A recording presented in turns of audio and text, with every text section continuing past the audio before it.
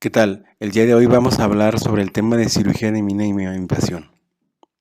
Hablar de este tema es hablar de un área transdisciplinar de la medicina, porque involucra varias especialidades como la cirugía, la urología, la ginecología y la ortopedia, por ejemplo, pero también involucra otras áreas fuera de la medicina, por ejemplo, la ingeniería biomédica. Este concepto representa un cambio de paradigma. Antes se creía que mientras más grande fuera una incisión, mayor iba a ser el éxito de la cirugía o mayor era la cirugía y por lo tanto más reconocido era el cirujano. Lo que sucede ahora es que se hacen cirugías mayores a través de incisiones menores. Quiere decir que el tamaño de una incisión no correlaciona con el tamaño de la cirugía. Para poder desarrollar el concepto de la cirugía de mínima invasión o de mínimo acceso, hubo la necesidad de desarrollarse previamente dos situaciones. Por un lado, la miniaturización de los instrumentos que se utilizan para realizar el procedimiento. Y en segundo lugar, el sistema de imagen de alta tecnología para minimizar el trauma quirúrgico. La miniaturización permite introducir pinzas de menor tamaño a través de trócares y a partir de ahí poder ejecutar el procedimiento quirúrgico. El sistema de imagen de alta tecnología funciona para que el cirujano, a través de una cámara, pueda introducirse dentro de las cavidades y entonces proyectar la imagen dentro de una pantalla de alta definición y pueda realizar las cirugías. Hay dos variantes importantes que hay que mencionar. Por un lado está el SILS, que es la incisión única a través de la cual se hacen todos los procedimientos, en este caso una laparoscopía. El sitio por donde se coloca los trócares es la cicatriz umbilical por un puerto único y justamente esta es la única cicatriz que tiene el paciente y por ahí se desarrolla toda la cirugía. La segunda variante se denomina NOTES, significan cirugías a través de orificios naturales. Por ejemplo, por la boca se realiza una endoscopía, se perfora el estómago y entonces se realizan procedimientos intraperitoneales sin desarrollar ningún tipo de cicatriz. Otro concepto importante es el de la cirugía robótica. Esta significa, en pocas palabras, que el cirujano está desarrollando un procedimiento quirúrgico a través de una consola. Esta consola se denomina Da Vinci, es el nombre del robot, que es controlada a través de un mando por el cirujano, en donde él está viendo dentro de la consola lo que está desarrollando. Esta consola está conectada a un sistema de brazos que a su vez se encuentran sobre el paciente ejecutando el procedimiento y entonces ese tipo de procedimientos de cirugía robótica involucran obviamente un mayor gasto. La ventaja de la cirugía robótica es que los movimientos de las manos del cirujano son mimetizados por el robot y entonces son mucho más finos. Este concepto de cirugía robótica va muy relacionado con el tema de telecirugía. Se habla de telecirugía en el caso del robot cuando tenemos una consola con un cirujano en una parte del mundo, por ejemplo en Francia, y desde aquí ejecuta un procedimiento quirúrgico en un paciente en el cual tenemos colocados y montados todos los brazos del robot, por ejemplo en un lugar muy remoto como China, y a partir de aquí el cirujano comanda al robot a larga distancia y entonces el robot, conforme va ejecutando el procedimiento, tiene varias formas de retroalimentar al cirujano, desde visuales, auditivas, pero también llega a ser a través de sensaciones ápticas, es decir, a través de sensaciones ápticas que están relacionadas con el tacto. Tenemos otras variantes de la cirugía de mínima invasión, por ejemplo la endoscopía, que es la visualización de cavidades o conductos mediante un endoscopio. El endoscopio es un tubo que termina en una cámara. La cámara, para poder visualizar, tiene que iluminar la cavidad y aparte tiene que insuflar la cavidad para poder separar los espacios, las paredes de la cavidad y entonces explorarla. La laparoscopia es lo mismo, nada más que es en este caso la cavidad abdominal. Es decir, se crea primero un espacio dentro de la cavidad abdominal y luego se introduce un laparoscopio y este es el que permite la exploración. Y esta introducción del laparoscopio se hace a través de una pequeña incisión. Pero este no es el único procedimiento. También hay procedimientos, por ejemplo, para artroscopías o para toracoscopías. Todas las cavidades son susceptibles de poderse abordar y poderse realizar procedimientos quirúrgicos a través de la cirugía de mínima invasión.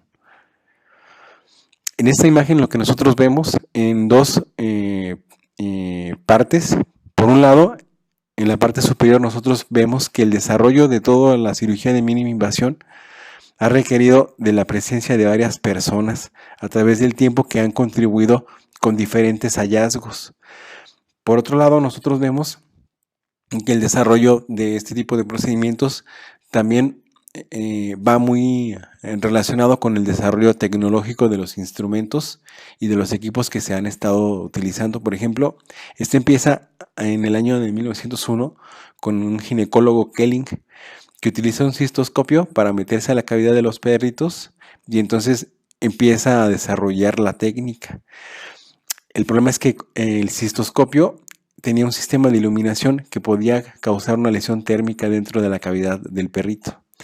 En los años 50 el doctor Hopkins desarrolla unas lentes. Estas lentes permitían visualizar lo que existía en la punta del dispositivo que había desarrollado, que se denominaba telescopio, proyectarla a través del tubo en un sistema de imagen de lentes que lo que hacían era proyectar la imagen que se veían aquí y podía ser visualizada desde afuera. En los años 70 se introdujo la endoscopía flexible, es decir, estos instrumentos ya no son rígidos y la flexibilidad permite que se puedan adaptar a las cavidades y a las superficies corporales. En el año 85, antes del 87, en el año 85, el doctor Eric Muhe en Alemania desarrolla el primer procedimiento laparoscópico y muchos años este logro no se le atribuyó a él, sino que se le atribuyó al doctor Muret en Francia. Lo que sucede es que si bien el doctor Eric lo había desarrollado en un primer momento, el primero en publicarlo fue el doctor Muret. Pero hace poco tiempo, hace algunos meses, se le acaba de dar el reconocimiento de desarrollar la técnica de la laparoscopia al doctor Muhe. Posteriormente, en el 88, se desarrolla el sistema de trócares, a partir de los cuales se introducen los instrumentos miniaturizados para poder ejecutar los procedimientos laparoscópicos. Lo que nosotros vemos aquí son las dos técnicas o las dos variantes que existen para desarrollar los procedimientos laparoscópicos. La de este lado es la técnica francesa, en que el cirujano se coloca en medio de las piernas del paciente y puede tener la vista de los dos monitores para poder desarrollar los procedimientos quirúrgicos del paciente. Se pone acá un ayudante y otro ayudante y este es el instrumentista. La variante norteamericana lo que hace es situar al cirujano, en este caso, a la derecha o a la izquierda del paciente, dependiendo de lo que vaya a operar. Si por ejemplo va a operar y va a hacer una colecistectomía, en este caso el cirujano se pone al lado izquierdo del paciente. Y entonces tiene un ayudante, otro ayudante y por acá puede tener al instrumentista. Aquí la imagen le queda de frente tanto al cirujano como al ayudante con los monitores. ¿Cuáles son los procedimientos laparoscópicos que se realizan actualmente? Esta tabla ha variado a través del tiempo, sobre todo actualmente, y entonces lo que se conoce como procedimientos básicos solamente se reducen en primer lugar a la laparoscopía diagnóstica, que no está aquí, pero que es el procedimiento más básico. También podríamos dejar aquí a la apendicectomía. Procedimientos como la colecistectomía y la plastia de una hernia son procedimientos que si bien pueden considerarse básicos, en realidad se ocupa una curva de aprendizaje para poder desarrollarlos un poco mayor que en comparación con una apendicectomía. Los que se consideran avanzados, los más comunes están las funduplicaturas tipo Nissen, por ejemplo, está la miotomía de Heller, y bueno, todos estos procedimientos La esplenectomía, por ejemplo, todos estos procedimientos que son con requerimientos técnicos mayores, pero que se hacen de forma habitual a través de la laparoscopia actualmente. Y aquí estos que introducen como avanzados en esta tabla, también introducen el robot y la telemedicina, en este caso la telecirugía. Estos procedimientos pues también se consideran avanzados, pero los que se encuentran aquí como del mañana, en realidad hoy ya podríamos catalogarlos todos estos acá. ¿Cuál es el equipo que se utiliza para los procedimientos de cirugía de mínima invasión? Primero tenemos un sistema de imagen. Lo primero que ocupamos es un laparoscopio. Este laparoscopio tiene una punta y un lente angulado de 30 grados generalmente para que la imagen se capte aquí y entonces viaje a través de un sistema de lentes o sistema electromecánico hacia una cámara.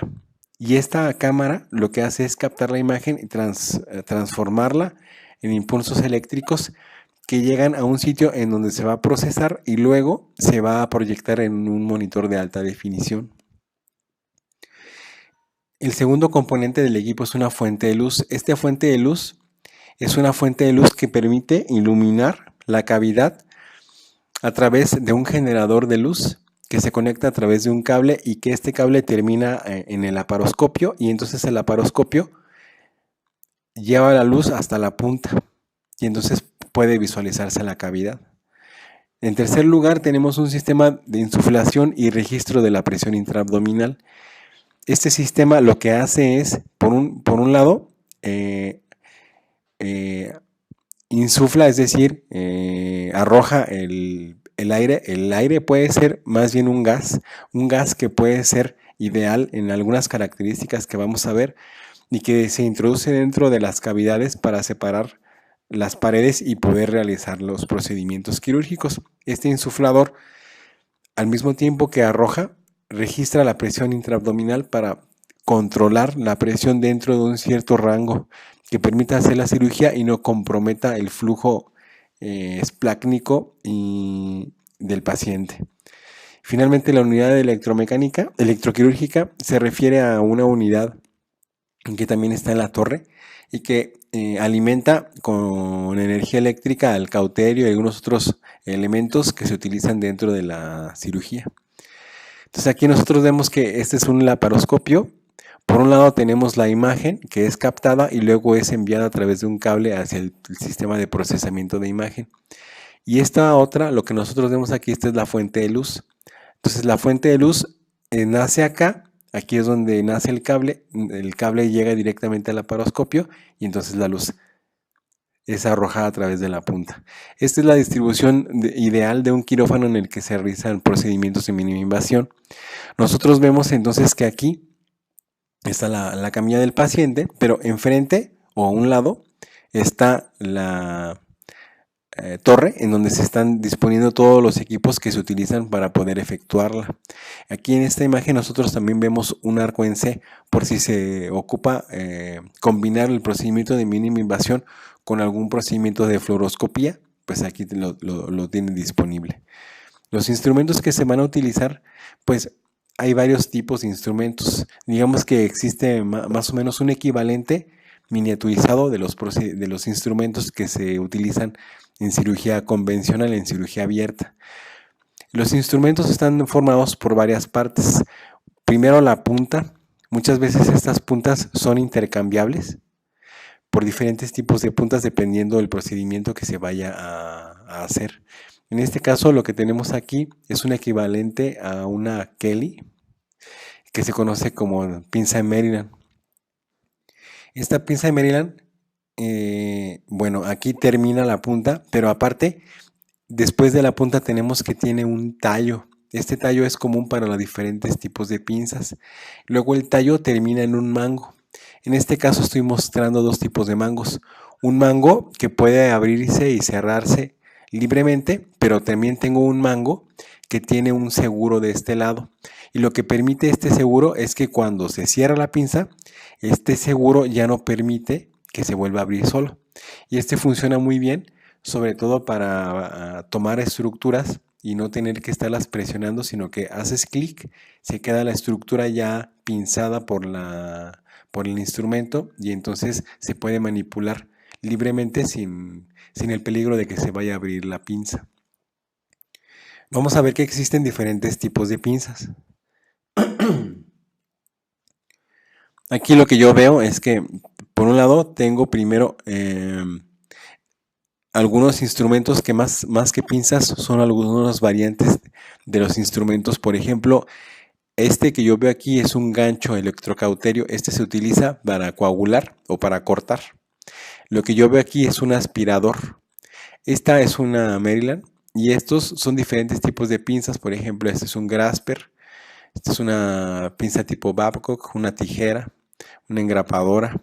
Estas engrapadoras son automáticas. Viene una columna de grapas aquí y cada vez que uno dispara una grapa, automáticamente baja la grapa y se queda lista para el siguiente disparo. Esta pinza es una pinza, generalmente es una pinza extractora de vesículas. Con esta tomas el fondo de la vesícula y luego la extraes. Entonces, como les comentaba, existen diferentes tipos de pinzas. Ya vimos la Maryland. El Grasper son estas pinzas que pueden tener o no dientes, pero que se utilizan como su nombre lo dice en inglés, para tomar, agarrar ciertas estructuras y poderlas manipular de una forma un poco menos delicada o menos sutil que con una pinza de Maryland. La pinza de Maryland es mucho más delgadita que la Grasper. La tijera pues es el equivalente miniaturizado de las tijeras que se utilizan en cirugía abierta. El electrogancho que vimos previamente para coagular. La engrapadora. La engrapadora, a diferencia de estas pinzas, las engrapadoras son dispositivos mucho más complejos. Estas engrapadoras tienen en su punta una línea de grapas que se utiliza para cortar y engrapar diferentes estructuras. Por ejemplo, un asa de intestino delgado se introduce aquí y entonces se dispara el cartucho y se puede cortar y al mismo tiempo queda cerrado el asa porque se le colocan automáticamente dos líneas de grapas para mantener cerrado lo que se está cortando. Tenemos la pinza extractora, como por ejemplo esta. Tenemos una cánula de irrigación y succión que la vimos en la imagen previa. Tenemos una pinza de Babcock. Esta pinza de Babcock es el mismo equivalente a la pinza tradicional. Otros elementos importantes son los trócares. Los trócares, en primer lugar, los trócares tienen diferentes componentes. Son instrumentos de plástico desechables que están formados por una camisa y dentro de la camisa se introduce un punzón. Este punzón está diseñado de tal forma que la punta del punzón, cuando topa con una resistencia a cada lado del punzón, van a nacer unas estructuras que tienen filo y estas estructuras metálicas de filo son las que permiten cortar y introducir los trócares dentro de la pared. Cuando se quita la resistencia en la punta, automáticamente estas hojas metálicas se vuelven a introducir aquí para no seguir cortando y no dañar ninguna estructura. Cuando se coloca un trócar, el trócar solamente se queda con la camisa, porque a través del trócar es como se van a introducir los instrumentos miniaturizados. Estos trócares, las camisas, aquí tienen una válvula unidireccional de tal forma que el gas que se introduce por un lado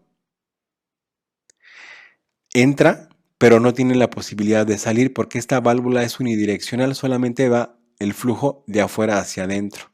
Cuando se introducen las pinzas abren la válvula y pasan por aquí y se puede trabajar dentro de la cavidad.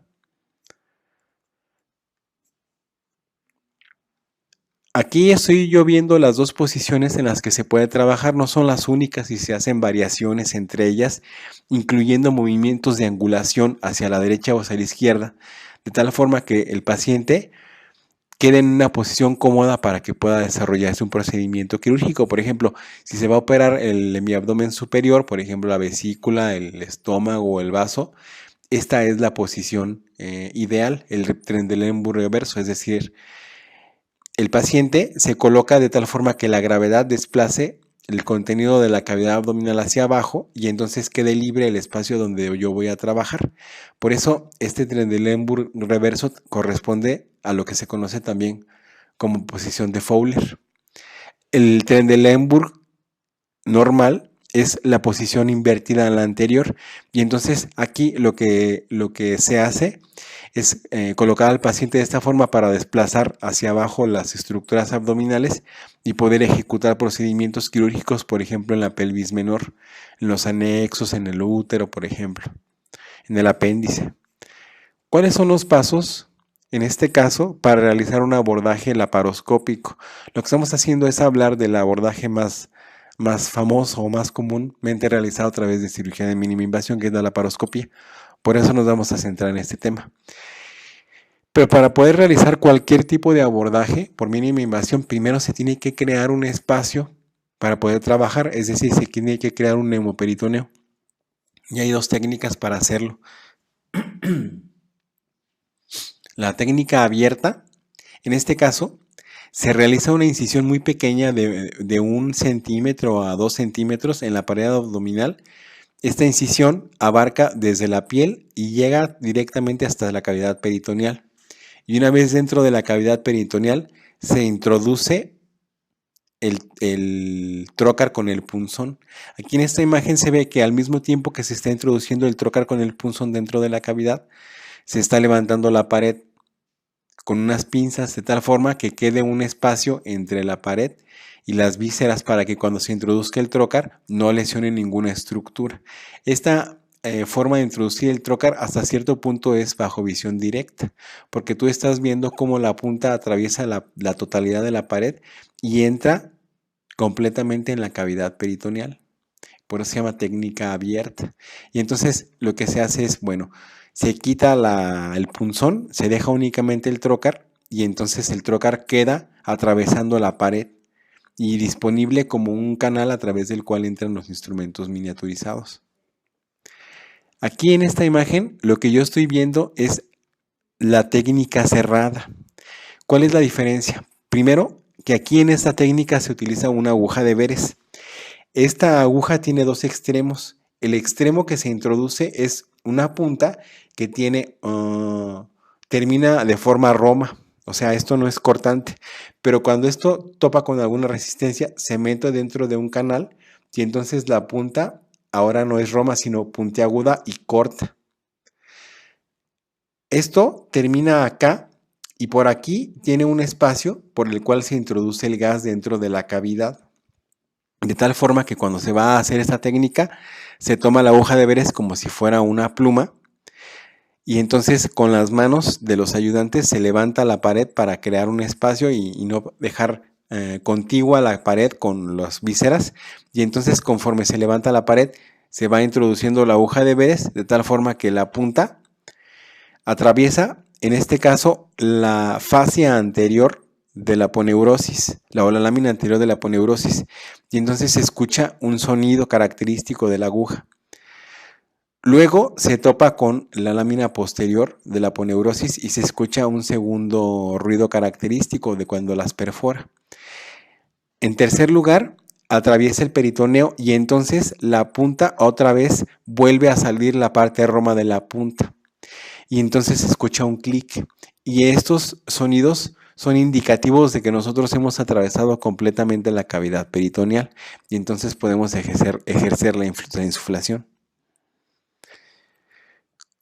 ¿Cómo se hace la insuflación? Bueno, ya que tenemos tanto la técnica abierta o la técnica cerrada, de una u otra forma, lo que se hace es conectar una manguera con la aguja de Veress o con el trocar, dependiendo de la técnica que hayamos usado. Se va a conectar para que entonces este gas se introduzca dentro de la cavidad y esta cavidad empiece a expandirse y entonces quede un espacio entre las vísceras y el resto de la pared abdominal. Aquí en esta imagen lo que yo estoy mostrando es que existe un insuflador que regula la presión. Primero te dice hasta cuánto se permite máximo que haya depresión intraabdominal, este es el que controla y te dice cuánto es el máximo al que está configurado previamente. Este es el que la cantidad de gas que se ha introducido dentro de la cavidad y esto es el volumen total. Lo que nosotros hacemos entonces es utilizar un gas como el CO2, que es barato, que no es flamable, que lo puedes encontrar fácilmente, que es posible para el cuerpo eliminarlo a través de la función pulmonar y la función renal, de tal forma que el CO2 es ideal en algunas características para poderlo utilizar. Este CO2 viaja a través de la manguera y entonces llega al trocar en este caso y entonces empieza a insuflar la cavidad. Aquí en esta imagen aparece la presión de menos de 12 milímetros de mercurio, que nosotros tendríamos que ver acá. Esta presión de 12 milímetros de mercurio lo que significa es que es como una media, ¿no? Pueden ser 10, pueden ser 14, todo depende de las características del paciente. Si el paciente es un paciente pediátrico, pues a lo mejor no ocupa 12 y con 10 puedo trabajar con una cavidad que esté bien insuflada y hacer el procedimiento. El problema es cuando tenemos pacientes, por ejemplo, con obesidad mórbida. Aquí los pacientes ocupan una mayor presión porque ocupan levantar un mayor peso de pared. El punto es que tienes que jugar tanto con el límite superior de la presión como con aquellos parámetros que te puedan indicar que este neumoperitoneo no causa un síndrome compartimental abdominal. Bueno, vamos a pasar al paso número 2. En este paso ya está creado el neumoperitoneo. Entonces lo que se hace aquí es ahora colocar los puertos. Entonces los puertos se colocan dependiendo del tipo de procedimiento que nosotros vayamos a realizar. Pues hay algunos lugares predefinidos, por ejemplo el del ombligo. Lo que sucede es que es un sitio central, que puede ser en el ombligo, puede ser un poco más arriba o un poco más abajo, pero este espacio lo que te permite es tener una visión completa de la cavidad y entonces poder ejecutar los procedimientos. Hay otros, por ejemplo, un puerto donde se va a introducir los instrumentos de trabajo del cirujano o del asistente, ¿no? Y en este caso, el sitio en donde se colocan obedece al sitio donde se va a ejecutar el procedimiento quirúrgico. Si va a ser una colecistectomía, lo que se hace es formar una especie de triángulo, de tal forma que yo tengo un puerto aquí, tengo otro puerto aquí, apuntando hacia el sitio donde voy a trabajar, y tengo otro puerto aquí. Este puerto no lo considero porque este y este son puertos de trabajo. Y este que está aquí es el puerto óptico, es el puerto que me va a permitir introducir la cámara y ver lo que estoy realizando, pero aquí está la vesícula y aquí están 1, 2 y 3 trócares para realizar este procedimiento. Y hay diferentes diámetros, hay unos de 5 milímetros y unos de 12 milímetros, dependiendo de lo que se quiera introducir a través de los trócares. Ahora, aquí en esta imagen nosotros estamos viendo cuáles son las ventajas de los procedimientos de mínima invasión. En primer lugar, efectivamente la recuperación es mucho más rápida, la respuesta metabólica al trauma, así como la respuesta inmune son mucho menores en este tipo de procedimientos. La formación de una cicatriz pues es mucho menor por el tamaño, aunque pueden ser varias sí, pero son mucho menores de menor tamaño. Hay menos dolor postoperatorio, tanto que si el paciente se opera ese día en la mañana, se puede hacer de forma ambulatoria de tal manera que el paciente a mediodía o en la tarde ya se encuentre en su casa. Menor incidencia de hilio posquirúrgico. Lo que pasa es que el hilio posquirúrgico se vuelve una de las principales causas que hace que los pacientes posoperados de cirugías de abdomen no se puedan ir a casa. ¿Por qué? Porque los pacientes presentan el hilio posquirúrgico. Entonces, una ventaja de esto es que en ese tipo de procedimientos el hilio posquirúrgico es mucho menor. Luego, la movilización temprana se refiere a que los pacientes salen de quirófano, los sientan en un reposet y luego les piden que en cuanto se sientan mejor y se les haya pasado el efecto de la anestesia, los pacientes empiezan a movilizar. Esta movilización temprana hace que el proceso de recuperación sea más rápido, pero al mismo tiempo previene de algunas otras complicaciones, por ejemplo, una trombosis venosa profunda. Y bueno, hay una ventaja para los cirujanos. es que esta opción puede ser diagnóstica, porque a lo mejor tú entras pensando que es una apendicitis y en realidad te cuentas con que es un quiste de ovario y entonces pues tú cambias tu estrategia quirúrgica. ¿Por qué? Porque estás cambiando el diagnóstico del problema.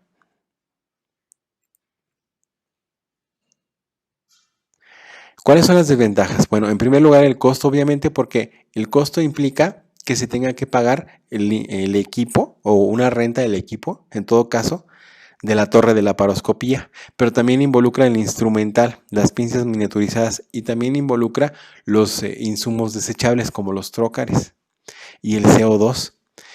Entonces esto hace que no exista una disponibilidad tan grande de estos equipamientos y entonces a veces aunque uno quiera, incluso aunque uno pueda hacer estos procedimientos, pues el sitio donde estamos a veces no los tiene.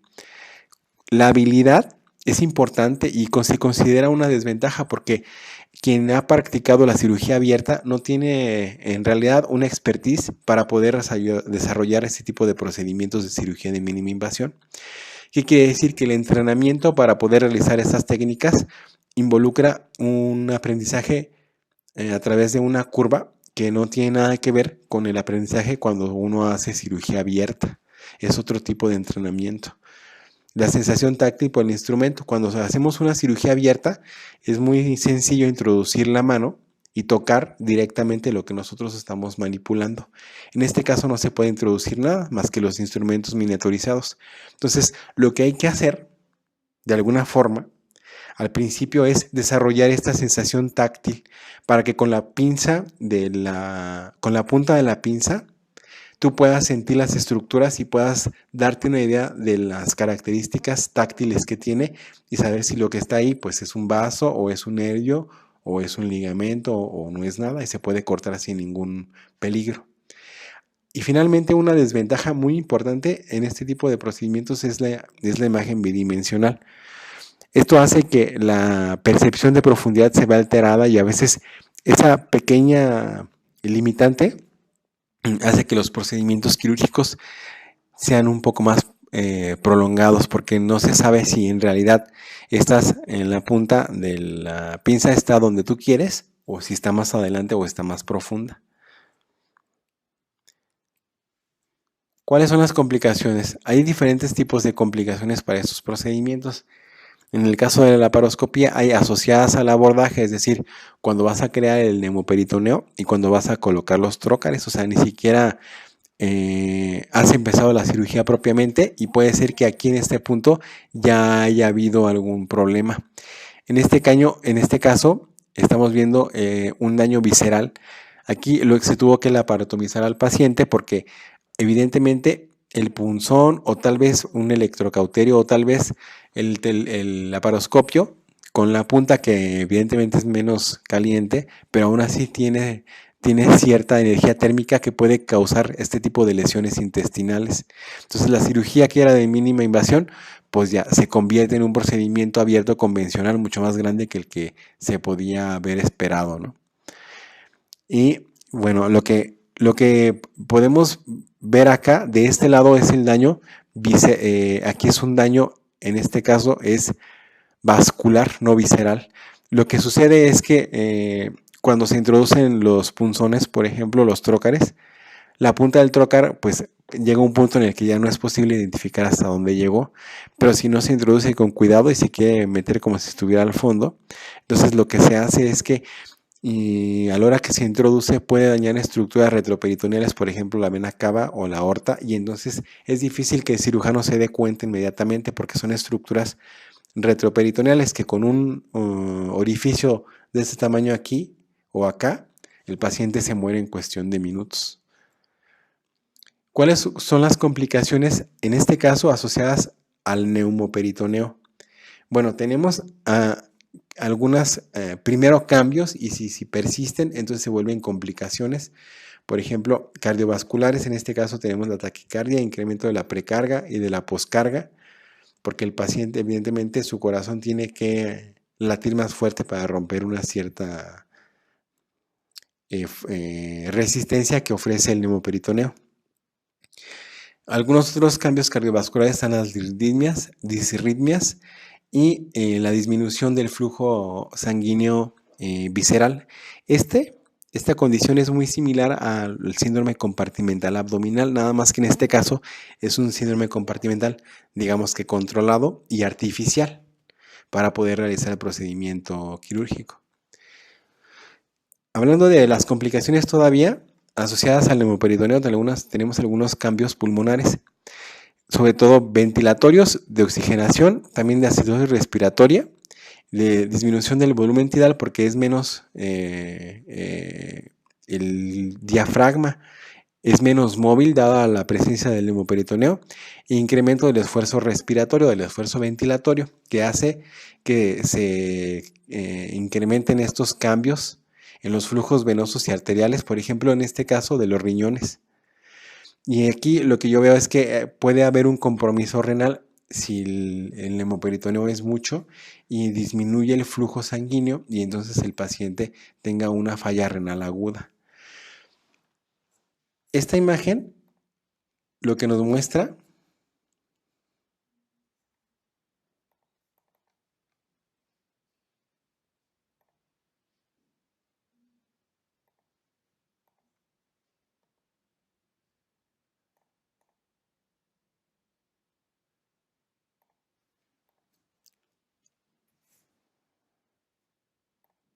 aquí lo que nos muestra, primero, esta es la consola del Da Vinci. Entonces, como es una consola, el cirujano ni siquiera se tiene que vestir de uniforme quirúrgico porque la consola puede estar fuera del quirófano. De hecho, normalmente está fuera del quirófano porque dentro del quirófano está todo el sistema de brazos del robot y entonces es complicado tener todo en un mismo espacio. Aquí, esta imagen yo veo todos los brazos del robot. Esta serie de brazos obviamente requieren de todo un equipo que puede estar manipulando la complejidad de todos los brazos que constituyen el robot. Aparte de pues, los anestesiólogos y los enfermeros circulantes e instrumentistas que puedan estar dentro de la cirugía. Entonces el recurso humano para poder realizar una cirugía robótica es muy alto, ¿no? Aquí en esta imagen lo que yo veo es lo que el cirujano ve dentro de la consola. Estos son los brazos del robot. Los brazos del robot imitan los movimientos de la mano del ser humano. Por eso permite hacer disecciones muy finas de estructuras vasculares. Estas disecciones finas tienen la capacidad de que, como esta imagen se realiza a través de una imagen, de una cámara especial, puede tenerse la imagen de profundidad un poquito más perceptible que en los procedimientos laparoscópicos, por ejemplo, ¿no? Bueno, sería todo. Gracias.